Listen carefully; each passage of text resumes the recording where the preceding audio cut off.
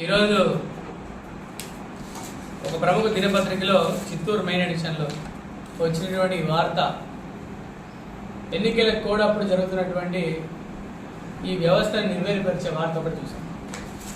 వైసీపీకి జలకిస్తున్న వాలంటీర్లు, ఎందుకంటే వాలంటీర్లు అందరినీ కూడా ఇవాళ వైఎస్ఆర్సీపీ పార్టీ వాళ్ళు మీరు రాజీనామా చేస్తారా లేకపోతే మెమో ఇచ్చి మమ్మల్ని తీసేయమంటారా?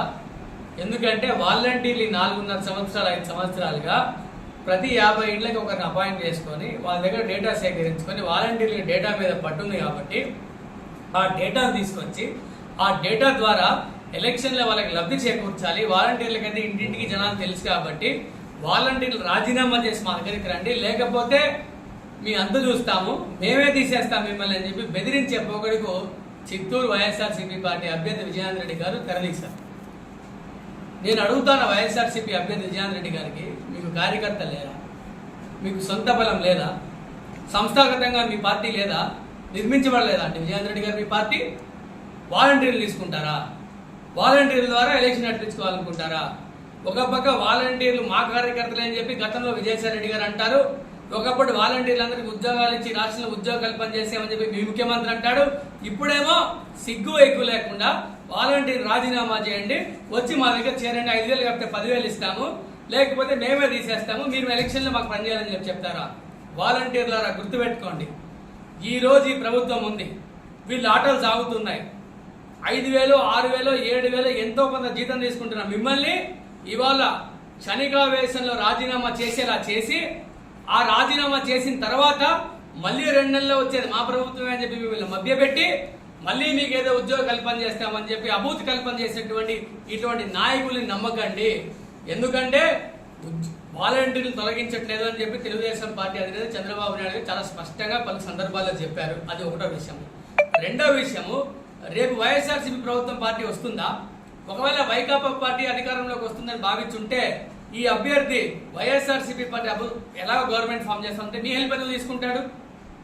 వాళ్ళ కార్యకర్తల బలం మీద నమ్మకం లేకనా?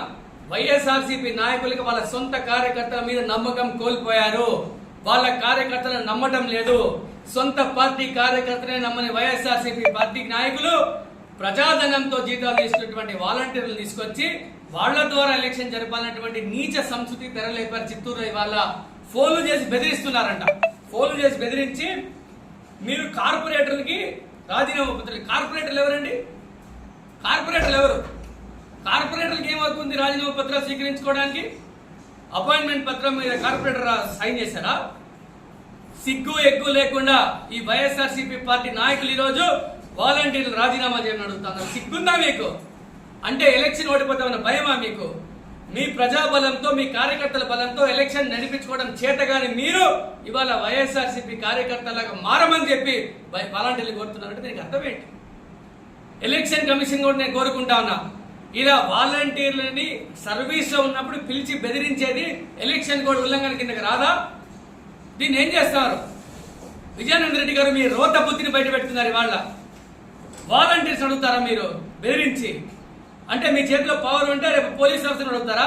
రెవెన్యూ అధికారులను అడుగుతారా? ఎందుకు అడుగుతారు? ప్రజాధనంతో మేమిచ్చే డబ్బులతో ఎన్ని రోజులు జీతాలు పెంచిన వాలంటీర్లని ఎందుకు బెదిరిస్తా ఉన్నారు?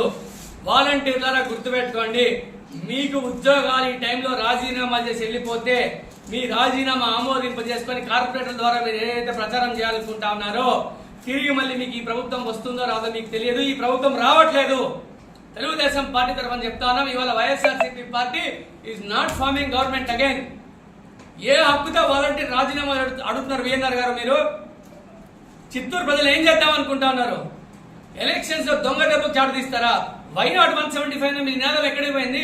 మీరు నిజంగా అభివృద్ధి సంక్షేమం చేసి 5 ఏళ్లలో చిత్తూరు ప్రజలు పట్టించుకోకుంటే మీ మోహన్ చూసి ఓట్లేసే వాళ్ళ ప్రజలు ఇవాళ మీ మోహన్ చూసి ఓట్లేసే పరిస్థితి లేదు. మీ నాయకుడు చెప్పే మాటలు నమ్మే పరిస్థితి లేదు కాబట్టి ఇంటింటికి వెళ్ళి వాలంటీర్లు అడుక్కుంటారు.